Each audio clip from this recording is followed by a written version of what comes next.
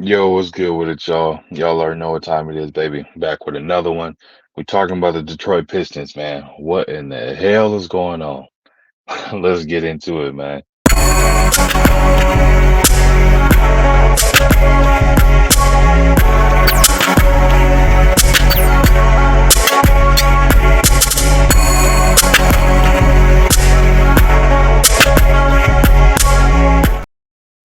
Yo, what's good with it, y'all? We back with another one. But before we jump into anything, man, y'all already know what to do. Hit the like button, sub to the channel if you're new. Let's dive into it, man. So topic of today, man, as a team that I had a lot of hopes for, you know what I mean? I'm talking about the Detroit Pistons, sitting at 2-21 right now. I'm making this video because I'm trying to figure out what the hell is going on. Done lost 20 straight. I'm at a loss for words, man. 20 game losing streak. And then for them to have a roster that they have, and yes, that was a pause to kind of let that seep in a little bit, man. 20 game losing streak, and to have the roster they have is definitely something that I would not expect. Didn't see that coming in any sort of way because I always give them the kudos, always give them their just due as far as being able to kind of at least have a hope. And I've picked them in plenty of my predictions is actually beating some teams and things like that. And obviously I got it wrong, got it wrong over the last 20 games. And whenever I did a prediction on there, so it was almost like just pick against the Pistons and I'll win. Again, and it's one of those things where I had high hope for this team. You know what I mean? And if anybody curious, my prediction record is, I got 471 over 312. So creating separation every single day as far as in that prediction record, man. So y'all stay on the lookout for that on my NBA quick hits volumes. Y'all be on the lookout for that if you want any predictions. But for these Pistons, man. So again, 20 game losing streak. And it's not getting any better. Hell, they could see themselves having like a 20, I would say losing potentially 28 or 29 games in a row.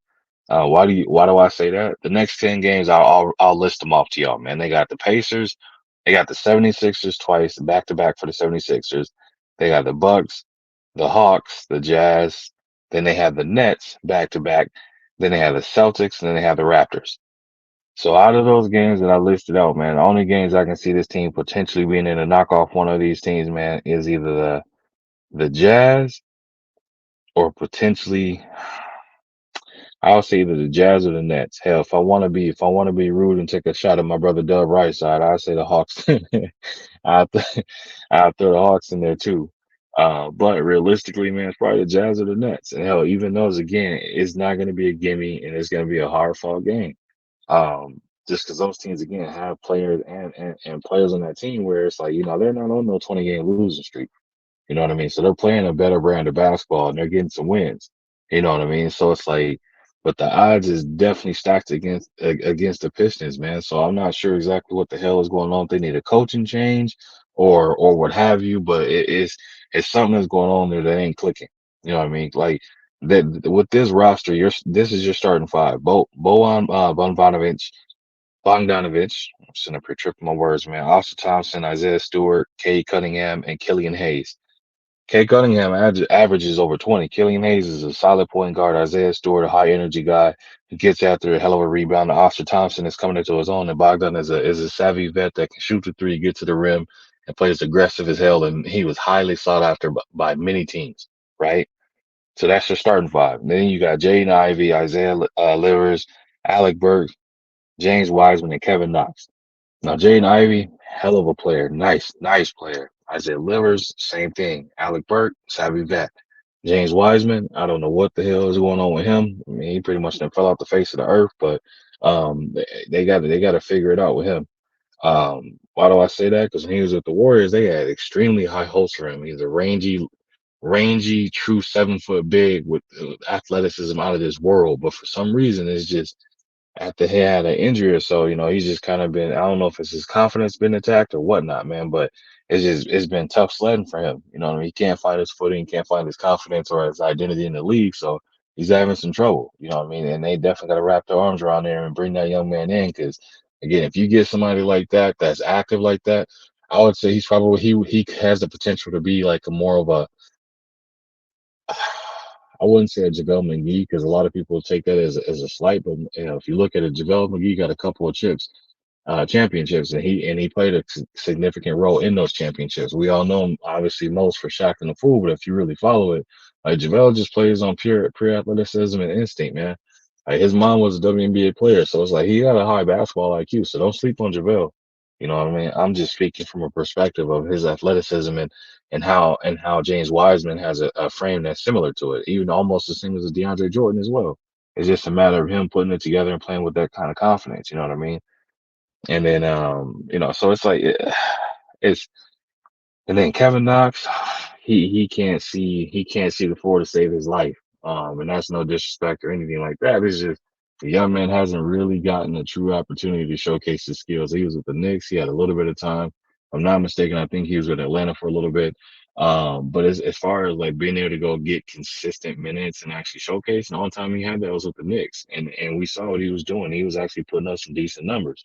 But for some reason, it kind of just again, fell off the face of the earth. You know what I mean? So he's not really getting the time or opportunity to go out there and showcase. Alec Burke, I'm pretty like, yeah, I don't know what they're even doing with him. So it's like it's a lot that's going on. Where again, you look at the roster and you have the ability to be able to go out there and compete and win some of these games, but it's just a matter of something that's not clicking and not gelling that's causing this. What I'm saying, 20-game losing streak. Like there's definitely has to be some sense of pride or some sense of like, hey man, we better than this. We got to go out here and figure this out like one way or another. We got to make this a ugly, grinded out type game. You know what I mean? Because I know Isaiah Stewart and Joe Dumars is that. I mean, they still alive, but hell, they Spears is rolling over in their grave, looking at this like, what the hell is this? This is not what the bad boy Pistons wanted to have a image of, or when you had the, what I'm saying, Ben Wallace, Rasheed Wallace, Chauncey and Rip Hamilton, that Pistons team that, what I'm saying, like they did their thing, like that team, they're all looking at this team like, what the hell is this? What is this? Like who put this together? Who birthed this? Like, and that's no disrespect. It's just the truth, you know what I mean? Like that's how they're viewing this right now. Like, what the hell is going on?